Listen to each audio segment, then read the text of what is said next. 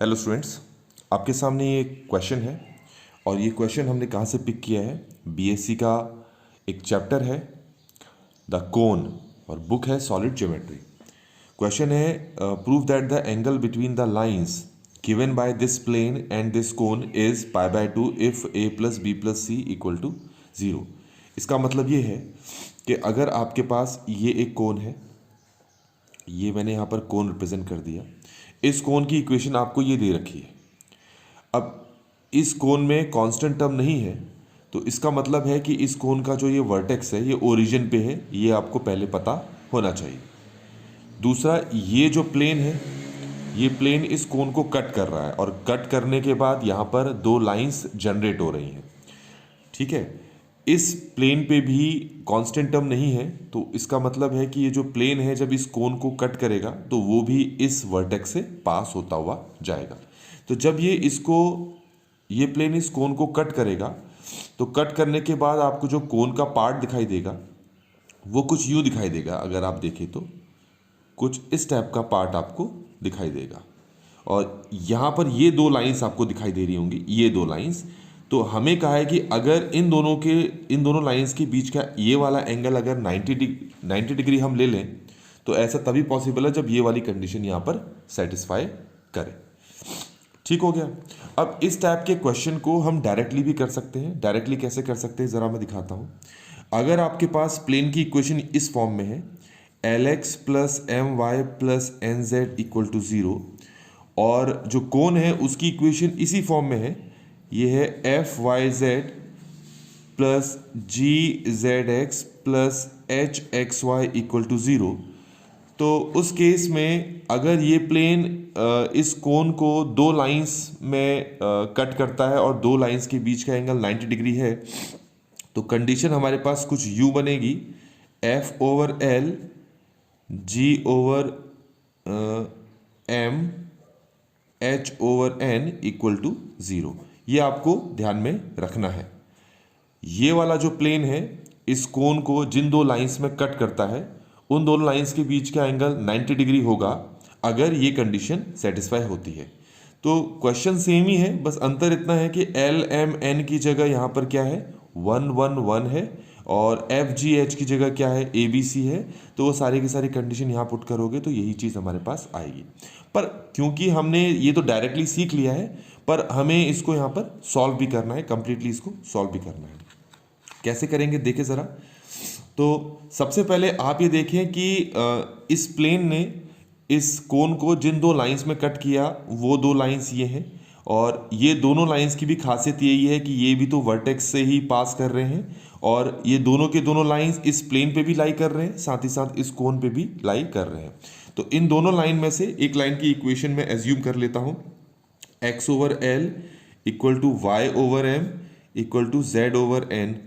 अब इस फॉर्म में क्यों लिया, लाइन की जो इक्वेशन होती है वो एग्जैक्टली इस फॉर्म में होती है, x minus x one over m y minus y one over n z minus z one, ये एल एम और एन।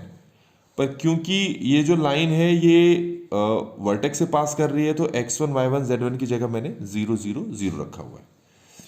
अब अगर मैं इसको लैम्डा के इक्वल रखूं तो यहाँ से x की वैल्यू आ जाएगी एल लैम्डा, m की वैल्यू आ जाएगी y की वैल्यू आ जाएगी m लैम्डा, z की वैल्यू आ जाएगी n लैम्डा। तो ये हमारे पास किसकी वैल्यू आ गई है, x y z की वैल्यू आ गई है। और ये जो x y z की वैल्यू है वो इस लाइन पर कहीं पर भी लाई कर सकता है, कहीं पर भी। तो अगर इस लाइन पे लाई कर रहा है तो इसका मतलब इस प्लेन पे भी लाई करेगा, इस कोन पे भी लाई करेगा। तो इसको इन दोनों की जगह पर भी पुट करेंगे और सिंप्लीफाई करते हैं। पहले अगर मैं इसको यहाँ पर पुट करूँ तो मुझे क्या मिलता है, मुझे मिलेगा ये L plus m plus n equal to 0। Lambda कहाँ गया, पुट करने के बाद अगर आप लैम्डा कॉमन निकालोगे तो सिर्फ यही बचेगा हमारे पास। ऐसा ही काम इसको इस पे पुट करने पे भी करना है। तो हमें क्या मिलेगा, हमें मिलेगा A m n plus b n l plus c l m equal to 0। यहाँ तक क्लियर हो गया होगा आपको। अब हमें क्या करना है कि यहाँ से हम n की वैल्यू निकाल लेते हैं। n की वैल्यू हमारे पास क्या आएगा, माइनस एल प्लस एम। ये क्लियर हो गया होगा। अब ये n की वैल्यू हमें यहाँ और यहाँ पर पुट करनी है।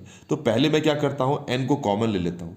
तो हमारे पास बचेगा ये a m plus b l और बाहर आ गया n plus c l m equal to 0। अब इसमें एन की वैल्यू पुट कर देते हैं तो ये हो जाएगा a m plus b l, n की वैल्यू पुट करेंगे तो माइनस आगे आ जाएगा और ये l plus m plus c l m equal to 0। यहाँ तक क्लियर हो गया होगा। अब इसको थोड़ा सा और सिंप्लीफाई करते हैं, इसको वहाँ ले जाते हैं तो फिर ये माइनस में हो जाएगा, वो माइनस और ये माइनस कैंसिल हो जाएगा। अब इसको अंदर मल्टीप्लाई कर रहे हैं तो इसको इससे करेंगे तो ये ए एल एम हो जाएगा, इसको इससे करेंगे तो ए एम स्क्वायर आएगा, इसको इससे करेंगे तो बी एल स्क्वायर, इसको इससे करेंगे तो बी एल एम। चलो इसको तो वहाँ भेज दिया था हमने, वहाँ भेजने की ज़रूरत थी ही नहीं, यही रहने देते हैं। तो फिर ये माइनस यहाँ लगा देते हैं, minus c l m equal to 0। यहाँ तक क्लियर हो गया होगा आपको। अब ये देखिए, पहले मैं इसको लिख लेता हूँ b l square a l m b l m और ये माइनस सी एल एम, इन सब में से अगर मैं एल एम निकाल दूँ तो ये हो जाएगा ए प्लस बी माइनस सी और लास्ट में हमारे पास क्या बचेगा, हमारे पास बचेगा a m square equal to 0। सबको मैं एम स्क्वायर से डिवाइड कर दूँ तो ये हो जाएगा बी एल ओवर एम, ये हो जाएगा स्क्वायर में हो गया ना, यहाँ हो गया एल ओवर एम, साथ में ए प्लस बी माइनस सी और ये हो जाएगा ए इक्वल टू 0। यहाँ तक आपको समझ में आ गया होगा, एक बार आप भी इसको चेक कर लेंगे। तो ये जो क्वाड्रेटिक इक्वेशन हमारे पास बनी है ये एल ओवर एम के फॉर्म में बनी है। तो यहाँ से इसके दो रूट्स निकलेंगे, एक रूट निकलेगा L1 ओवर M1, दूसरा रूट निकलेगा L2 ओवर M2। ठीक हो गया। तो हम सबसे पहले क्या करते हैं, यहाँ पर प्रोडक्ट ऑफ द रूट्स का फॉर्मूला लगाते हैं। किसका लगाते हैं, प्रोडक्ट ऑफ द रूट्स, ये 10th में पढ़ा होगा आपने।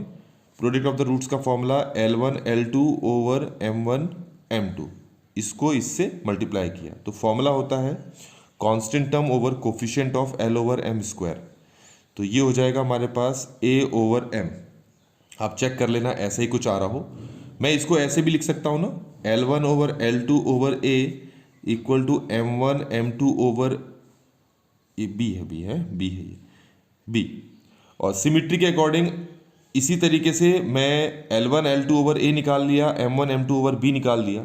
तो इसी तरीके से अगर मैं यहाँ से n की वैल्यू नहीं निकालता, l की वैल्यू निकालता और वो l की वैल्यू पुट करके सॉल्व करता, सारा कुछ यही करता, तो फिर मुझे क्या मिलता, मुझे मिलता M1 M2 over b equal to N1 N2 over c by symmetry. दोबारा सॉल्व करने की ज़रूरत नहीं है, हमें पता है ऐसा ही आएगा। तो इन सबको मिक्स कर दो, तो मिक्स करने से आपको ये मिला N1 N2 ओवर c। यहाँ तक आपको क्लियर हो गया होगा। ये सारी चीज़ें जो आपको मैंने यहाँ पर बताई ये सब समझ में आ गई होगी आपको। ठीक है। अब यहाँ L1 M1 N1 और L2 M2 N2 क्या है, ये जो दो लाइंस आपको दिख रहे हैं इन दो लाइंस के डायरेक्शन रेशियोज हैं और हमें यहाँ पर इन दोनों लाइंस के बीच का एंगल कितना लेना है, π/2। अब आपको पता है दो लाइंस के बीच का जो एंगल होता है उसका फॉर्मूला होता है cos theta equal to A1 A2 plus B1 B2 plus C1 C2 over square root of A1 square B1 square C1 square. ऐसे यहाँ पर भी A2 square B2 square C2 square. पर क्योंकि थीटा हमारा π/2 है, क्योंकि लेना हमें वही है, तो अगर मैं π/2 पुट करूँ क्रॉस मल्टीप्लाई करूँ तो ये 0 हो जाएगा। तो सिर्फ हमारे पास ये बचेगा। यहाँ पर इसके और इसके डायरेक्शन रेशियो हमने A1 A2 B1 B2 C1 C2 नहीं लिए हैं, L1 L2 plus M1 M2 ऐसे करके लिए हैं। तो A B C को हटाकर LMN डाल देता हूँ, तो ये हो जाएगा L1 L2 plus M1 M2 plus N1 N2 equal to 0। अब इसको मैं अगर म्यू के इक्वल रख के L1 L2 की वैल्यू निकालूँ तो A म्यू आएगा, M1 M2 की वैल्यू B म्यू आएगा, ऐसे इसकी वैल्यू कितनी आएगी C म्यू। उसको यहाँ पुट करोगे तो मुझे मिल जाएगा A plus B plus C equal to 0। तो अब आप ये देखें कि हमने ये मान लिया था कि इन दोनों लाइंस के बीच का एंगल कितने डिग्री का है, 90 डिग्री का है। और उसके बाद जो कंडीशन हमारे पास आई है वो आई है A plus B plus C।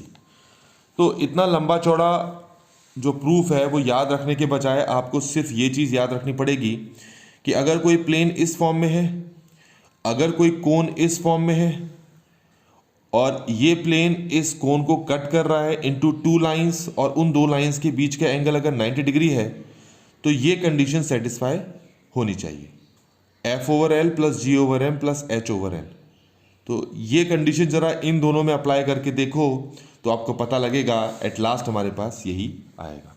इस तरीके से बच्चों ये वाला जो क्वेश्चन है ना, हमने कंप्लीटली सॉल्व कर लिया है।